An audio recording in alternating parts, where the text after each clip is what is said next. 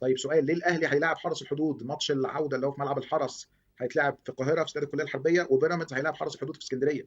هل ده منطقي؟ هل ده لوجيك؟ ده سؤال مهم جدا.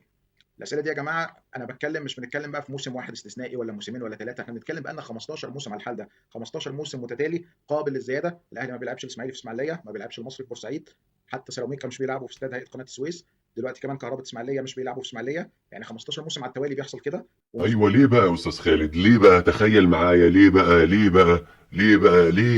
الاهلي ما بيلعبش في الاماكن دي؟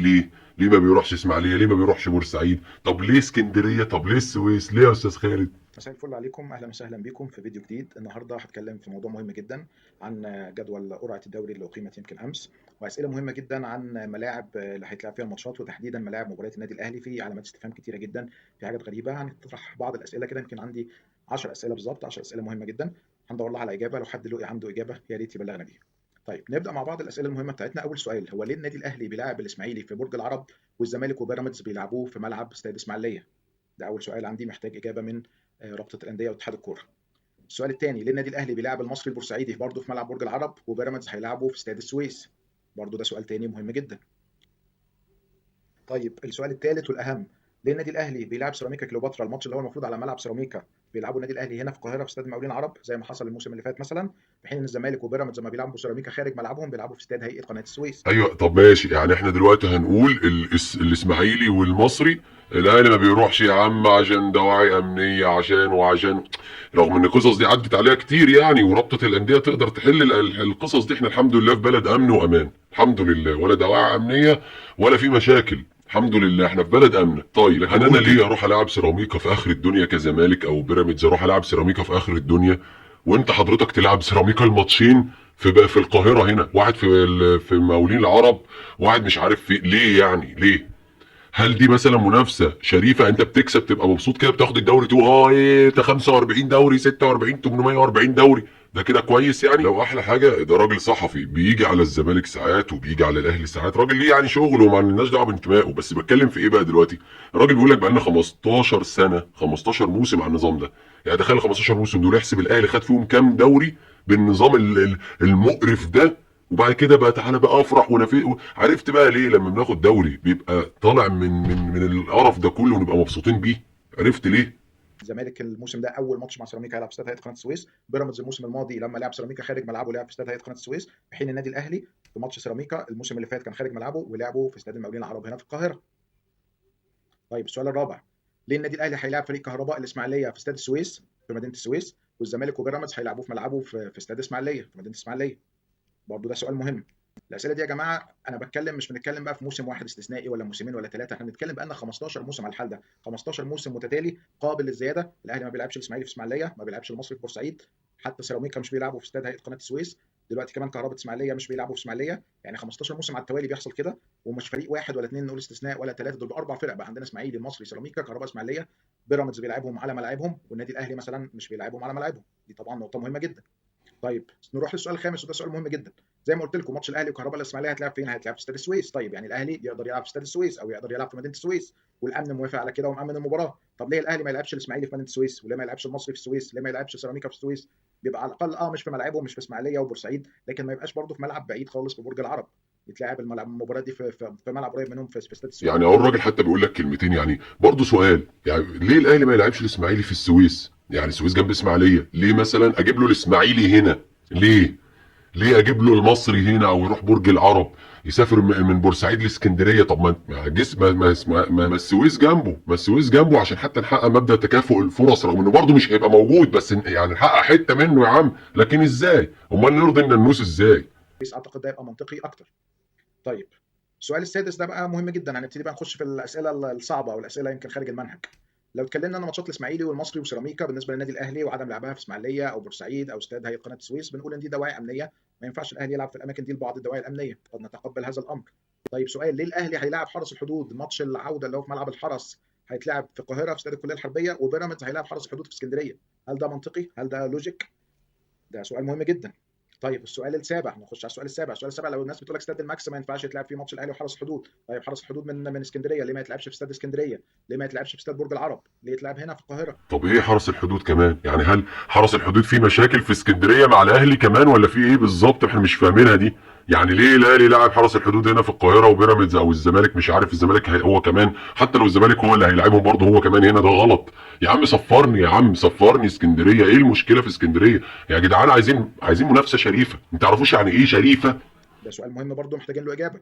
نروح للسؤال الثامن. طيب السؤال الثامن برضه مهم جدا واعتقد صعب بقى وخارج المنهج.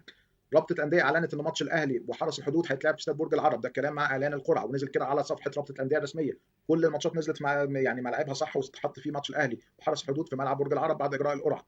بعد ساعتين بالظبط فوجئنا ان رابطه الانديه غيرت الملعب المباراه وخليته بدل ما يتلعب في برج العرب بقى يتلعب في استاد الكليه الحربيه. طب ايه الفرق؟ ايه اللي حصل في الساعتين دول؟ ايه اللي حصل انك تغير ملعب؟ لسه بنبتدي بنقول يا هادي بسم الله الرحمن الرحيم، بنبتدي من اول تغيير ملعب بعد ساعتين من اجراء القرعه. طيب ليه الاهلي ما يلعبش في اسكندريه مع حرس الحدود ويلعبوا في القاهره؟ هل حرس الحدود عنده مشكله زي الاسماعيلي والمصري؟ لا. طيب هل اللعب في اسكندريه بالنسبه للنادي الاهلي في مشكله مثلا زي اسم اللعب في اسماعيليه وبورسعيد من نواحي امنيه؟ برضه لا. طب يبقى ليه السبب ان الاهلي ما لعبش حرس الحدود في اسكندريه ويتلعب في القاهره؟ ده سؤال مهم ومحتاجين له برضه اجابه. اللي حصل يا استاذ خالد باختصار ان مش هنقدر نصفر النجوم طبعا يروحوا يلعبوا في اسكندريه، انت فاهم طبعا ليه؟ يعني عشان بس ايه، ما ينفعش ابقى جايب لعيبه ب 2 مليار ولا ب 3 مليار وفي الاخر اصفرهم اسكندريه اقعد اتعبهم. يا عم لا، الدوري كده نلفه لهم لفه هدايا كده، يعني ايه؟ فاهم ايه اللي ايه غيروا بعد ساعتين ليه؟ انت بتسال سؤال ساذج يا استاذ خالد. ايه اللي هيتغير بعد ساعتين من استاد مش عارف ايه لحد للقاهره؟ ليه؟ هتخيل ليه مثلا؟ تخيل ليه مش هروح الاسكندريه؟ طب الاسماعيليه ومصر والبورسعيد ماشي مش مشكله، عرفنا ليه. بس ليه ما اروحش اسكندريه؟ طبعا عشان البشوات اللي بياخدوا مليارات يرتاحوا، فنعرف نديهم يعني. بص، يعرف يكسب ببال مرتاح، يعرف ياخد البطوله بشكل مرتاح، وده ينافس مع الناس دي، ينافس وينزل يلعب ويروح يسافر ويبقى في تكافؤ فرص وينافس زي الناس. لا ازاي؟ امال يا باشا نيجي في الاخر هي والدنيا زيطه ونعمل الحفلات العبيطه اللي بنعملها دي ازاي؟ امال نضحك على الناس ازاي؟ طيب السؤال التاسع، ليه الاهلي كده بيلعب 5 فرق كامله في الدوري خارج ملاعبها؟ يعني الاهلي عنده ما بيلعبش اسماعيلي في اسماعيليه، ولا مصري في بورسعيد، ولا سيراميكا في قناه السويس، ولا كهرباء اسماعيليه في اسماعيليه، ولا حرس الحدود في اسكندريه. 5 فرق كامله. انا عايز اقول لكم ان الدوري ال 21 فريق فيه 9 فرق فقط بتلعب في ملاعبها خارج القاهره.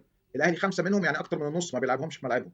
بيلعبهم اما في القاهره زي ما هيحصل مع حرس الحدود وسيراميكا، او في ملعب محايد زي ما بيحصل مع الاسماعيلي والمصري.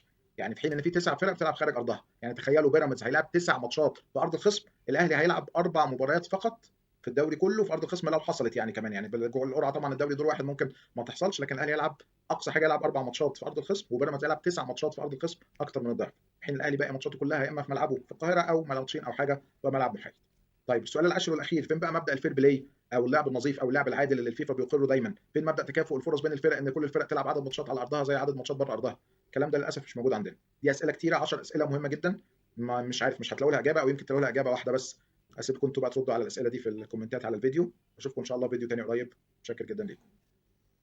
احب اطمنك يا استاذ خالد، اقول لك ان احنا لقينا لها اجابه واحده بس فعلا زي ما انت حضرتك قلت. يعني انت حضرتك بتسال فين مبدا الفير بلاي وفين الكلام ده؟ بعد اللي انت قلته ده كله ال10 اسئله دول مش عارف مبدا الفير بلاي ده فين؟ يعني انا مش انت طبعا راجل محترم فانا مش هينفع اقول لك يعني اللي جه في بالي دلوقتي، مش هينفع اقوله، بس الناس عارفه مبدا الفير بلاي ده فين. خصوصا يعني ايه، يعني كفايه بس حضرتك بتسال سؤال التاسع ده كمان يعني لفت انتباهي بغض النظر عن ان ال8 اسئله اللي قبله كلهم اسئله بص قنابل بتتحدف. بس انا اسالك على يعني بغض النظر عن ده، في سؤال لفت انتباهي. السؤال التاسع ده حضرتك بتقول الدوري فيه 9 فرق بيلعبوا بره ارضهم، الاهلي منهم 5 مش هيلعبهم في ارضهم، يعني بحد اقصى 4 اللي هيلعبهم بره ارضه. وده لو حصل، يعني انت بتقول لو حصل كمان، يعني ممكن ما يحصلش لان الدوري من دور واحد، وممكن طبعا القرعه مش عارف تودي فين وتجيب فين. في حين ان بيراميدز هيلعب ال9 ماتشات مع الفرق التانيه بره ارضه، في حين ان الزمالك ممكن يلعب ال9 ماتشات، ممكن يلعب 8 ماتشات ويبقى غلط، ممكن يلعب 7 ماتشات ويبقى غلط، لان برضو الزمالك مش على راسه ريشه. لان الفرق التانيه تستاهل انك تطلع لها بره عشان تنافس تنافس شريف. انت مش على راسك ريشه تلعب، الناس هتلعب بالنهار تلعب زمالك واهلي بالنهار، الناس هتسافر تلعب تروح تسافر زمالك واهلي مفيش مشكله، مش بيراميدز يسافر ويلعب بالنهار والاهلي والزمالك لا. انا بحط الزمالك كده في الشيله رغم ان انا عارف ان انت كزمالك بيتداس عليك برضه زي بيراميدز عادي. هو كله اللي بيتعمل ده عشان نرضي حد واحد، عشان حد واحد يطلع 47 48 49 8000 دوري، انت فاهم؟ الدوري ال 980,000 كده يعني، فاهم؟ فقال لك ايه بقى في الاخر؟ العالم شاهد على امجاده، انت فاهم؟ يا باشا طب يعني مش، يا جماعه يا جماعه والله العظيم، احنا لو اتقينا انت عارفين ليه الكوره عندنا في مصر ما بتتصلحش حالها؟ ليه ما بيتصلحش حالها؟ ما بنتقيش ربنا، ما عندناش مبدأ ان احنا يا جماعه لا ده حرام، نرضي ربنا يا جماعه، حرام. حرام ان مثلا ناس صارفه وناس مكلفه ويجي لي يتشحطط من بلده وهو عنده استاد وعنده بلده، واحنا الحمد لله في بلد امنه. بس دي كلها خرافات احنا بنقولها يا عم. طب ماشي الاسماعيلي في مشاكل، ماشي، احنا طبعا صحه الناس او امن الناس اهم من اي حاجه، امن اللعيبه، امن الكلام ده ماشي، مفيش مشكله، مش عايزين كارثه بورسعيد دي تتكرر تاني. فالاسماعيليه وبورسعيد انت مش هتروحهم، ماشي مفيش مشكله يا عم، وانا راضي ومرتضي مفيش مشكله. بس انت حضرتك ليه ما تروحش اسكندريه؟ ليه ما تروحش اسكندريه؟ ايه المشكله معاك في اسكندريه؟ طيب مش فاهم. طب ليه مثلا الانديه دي انت ما تروحلهاش السويس جنبها؟ ليه يقول لك هم بيسافروا اسكندريه في برج العرب او يسافروا لك القاهره؟ طب ما انت بتروح اسكندريه برج العرب ولا عشان هو متطرف؟ طب هو انت لو رحت اسكندريه المحافظه نفسها استاد الماكس او الملعب الاتحاد السكندري مش فاكر ايه اسمه ايه، هيجرى لك حاجه؟ طب انت ليه مكروه من الناس كلها كده ليه؟ يعني سؤال، يعني ليه انت ما ينفعش تروح هنا، ما ينفعش تروح هنا، ما ينفعش تروح هنا ليه؟ الناس كلها بتحبك وانت راجل ونادي شعبي فانت اثبت الحب ده، روح اطلب انت في مذكره رسميه انك تروح الاماكن دي، مفيش مشكله فيها. مش الاماكن طبعا اللي فيها مشاكل، يعني ما تروحش اسماعيليه، ما تروحش بورسعيد، مفيش مشكله، بس انا لاعب الاسماعيليه ولاعب بورسعيد، الاعب الاسماعيليه ولاعب المصري، العبهم في استاد السويس، مفيش مشكله. اروح اسكندريه لحرس الحدود، اروح اسكندريه للاتحاد السكندري. يا اخي حسسنا في مره انك بتاخد حاجه مش بايد ملتويه، حسسنا في مره ان انت بتاخد حاجه تستحقها. مش هنعيش ونموت عمرنا كله واحنا شايفينك بتاخد الحاجه بلوي الدراع كده. طب والله نفسي قبل ما اموت اشوف موسم واحد فيه منافسه عدله، موسم واحد فيه منافسه عدله والقوانين والحاجات تسير على كل الناس، عليا وعليك وعلى الكل. واللي يغلط حتى انا اتحاسب، زمالك بقى اهلي اسماعيلي ما تفرقش، والقانون يتطبق على الكل، والفير بلاي يتطبق على الكل، والسفر يتطبق على كل حاجه، تتطبق على كل الناس. مش الغلابه يطلع عينهم وانت تتدلع وانا اتدلع برضو شويه، ناخد حته من التورته صغيره كده حتى لو على قدي. ربنا يهدينا ويهديكم والله. ربنا، انا نفسي حد فيكم يصحى في يوم من الايام كده يقول ايه ده، انا النهارده نسيت الفساد في البيت، انا نازل من بيتنا ادور على حاجه اكسب بيها رضا ربنا، انا ادور على حاجه كويسه، انا احاول اعمل حاجه صح النهارده. نفسي ومنيت حياتي موسم واحد يمشي زي ما يعني، بص زي الناس اللي بتشتغل البلد، اللي مسلمين من غير اسلام، بيشتغلوا بيطبقوا العدل والقانون صح، عشان كده عندهم منظومه محترمه الناس كلها بتحب تتفرج عليها. مش العك والقرف بتاعنا بتاع كل سنه، وتلاقي فريق بينسحب ما يتطبقش عليه القانون، وفريق تاني ينسحب يتطبق عليه مجزره قوانين. عرفتوا ليه بقى؟ عرفتوا احنا فين؟ احنا بعاد قوي قوي قوي. لان لو يعني مش عايز اقول ماسكيننا يعني في الكوره، في اتحاد الكوره والحاجات بتاعتنا دي، في ناس استغفر الله، يعني انا مش هغلط في حد لان الناس كلها ليها احترامها، بس نفسي يراعوا ربنا شويه. بس السلام عليكم.